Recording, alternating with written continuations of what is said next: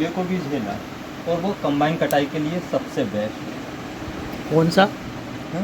विक्रम? फुले विक्रम नहीं, विक्रांत नहीं, विक्रम। अच्छा, फूले हाँ, विक्रम। 08011।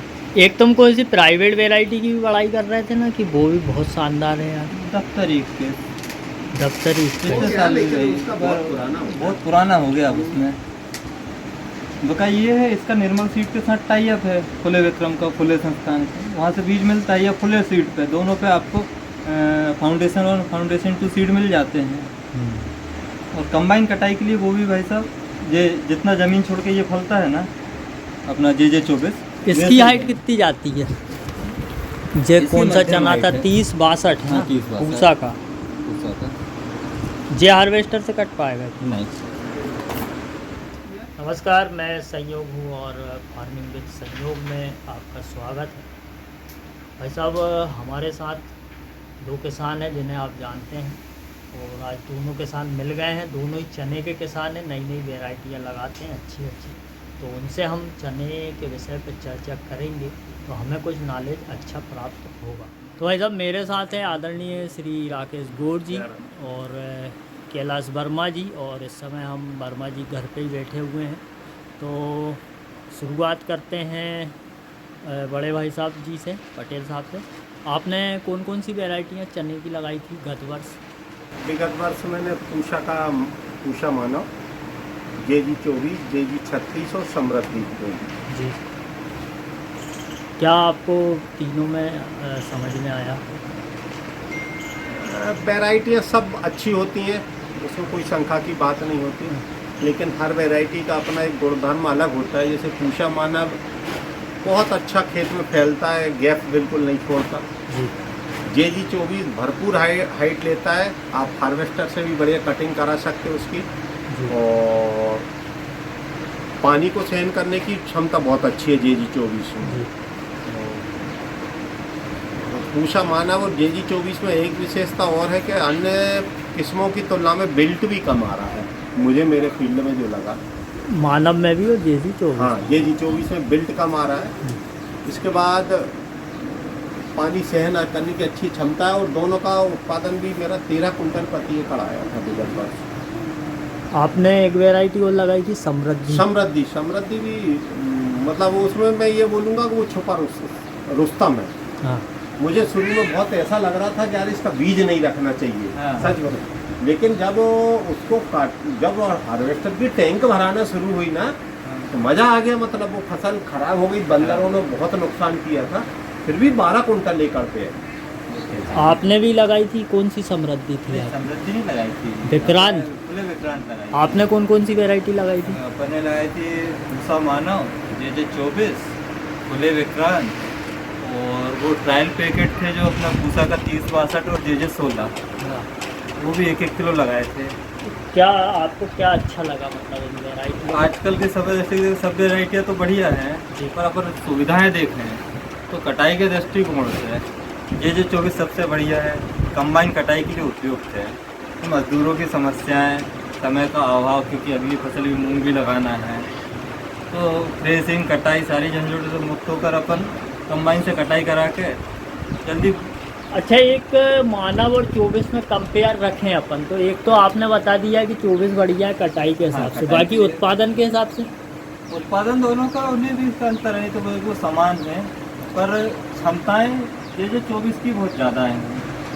धान के खेतों में, सामान्य खेतों में पानी ओगरा उमला जिसको बोलते हैं, वो समस्याएं नहीं है, बहुत मजबूत। अच्छा, इनसे ये जो वैरायटियाँ लगाई थी, इनसे पहले आपने कौन कौन सी वैरायटी लगाई? इससे जैसे पहले RBG? दफ्तरी 21 लगाते रहे 2-3 साल से लगातार। उससे पहले 202, 204 RBS जाओ उनको, पर गाड़ी में रखी आपने पटेल साहब? मैं 202, 204, JG 130 और 315। अच्छा, कोई पुरानी वैरायटी से अगर तुलना करें अपन JG 24 की, क्योंकि JG 24 अपन ने पास कर दिया है, तो कौन सी वैरायटी इसके बराबरी में आ सकती है? देखिए हाइट के हिसाब से हम देखेंगे तो 204 इसके समकक्ष है, लेकिन 204 का तना पतला है और इसका तना मोटा है।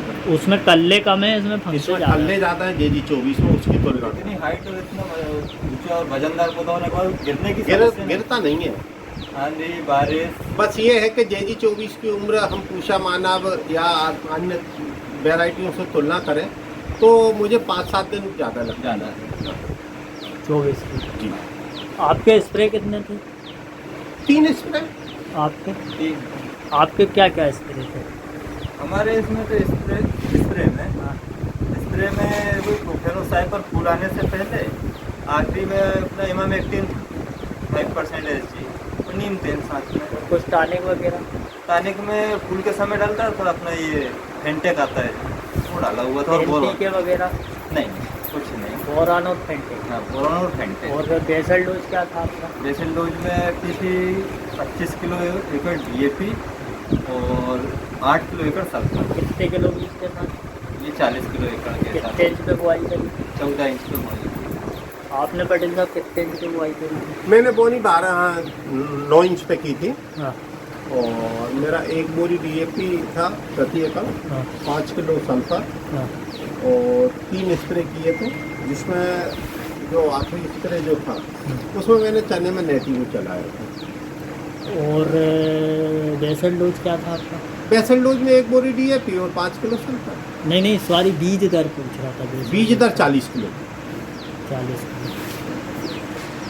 और जो आपने वो नई वेराइटियाँ थोड़ी थोड़ी सी लगाई थी, हाँ, उनका क्या समझ में आया? गणित इस साल लगाओगे नहीं लगाओगे? इस साल लगाएंगे उनका, क्योंकि जो 1 किलो में पूसा 30-62 है, हाँ 29 किलो 700 ग्राम हुआ है। हाँ। और JG 16 है वो 27 किलो कुछ ग्राम है, मुझे एक्यूरेट याद नहीं है, पैकिंग पे लिखा हुआ है। तो वो लगा के देखो। हाँ, तो नहीं, पर JG 16 इससे पौधा कमज़ोर है, आड़ा हो गया था, बल्कि ट्रायल क्यारी थी हाथ से लगाया हुआ, और पूसा 30-62 खड़ा हुआ था, उसका भी पौधा पतला है पर तना मजबूत है, आड़ा नहीं हुआ। मतलब JG 16 उसके मुकाबले फेल कर रहा है। हाँ, तो आपने 16 लगाई थी पटेल साहब? नहीं, मैंने 16 नहीं लगाया। चलो ठीक है। तो भाई साहब कम शब्दों में ज़्यादा चर्चा करी हमने चने की किस्मों पे और चने के प्रबंधन पे। उम्मीद करूँगा ये वीडियो अच्छी लगी होगी। फिलहाल किसान का चना देखना है पटेल साहब JG 24, और आपको दिखा देता हूँ JG 24 कैसा दिखता है। ये है भाई साहब JG 24। ये JG की जितनी भी वेराइटियाँ हैं ना, इनमें ऐसे जो काले धब्बे वाली शिकायत जो है ये आती है ना पटेल साहब। अपन ने वो अमित भाई के खेत में भी देखी थी, JG 24 में ही देखी थी कि हर एक JG नहीं, अपन ने वो देखा था 52, JG 52 में भी देखा था ना भाई साहब। ये निशान ऐसे बने आते ही हैं उसके। बाकी गोल्ड दाना है, गोल्ड ही बोलूँगा मेरी भाषा में, लाल चने हैं तो, और हल्का सा रुएदार चना है, ज़्यादा रुए भी नहीं है इसमें। इससे और गोल्ड बताते JG 18 को। JG 18 अब वो पटेल साहब के अपन खेत में देखेंगे JG 18 को। फिलहाल आज्ञा चाहता हूँ। जय राम।